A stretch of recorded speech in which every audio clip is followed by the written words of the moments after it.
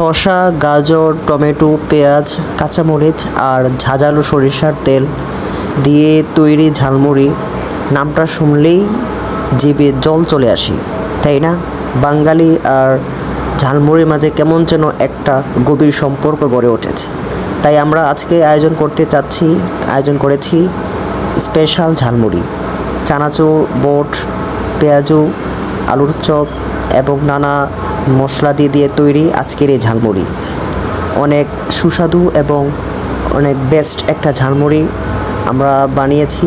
কিছুক্ষণের মধ্যেই আমরা এই ঝালমুড়ির কাজ কমপ্লিট হবে এবং আমরা খেতে পারবো। সুতরাং সকলের প্রতি দাওয়াত রইল, সকলেই আমাদের এখানে চলে আসবেন এবং এর টেস্ট খুবই আলাদা। নারায়ে তাকবীর, নারায়ে তাকবীর, আল্লাহু আকবার।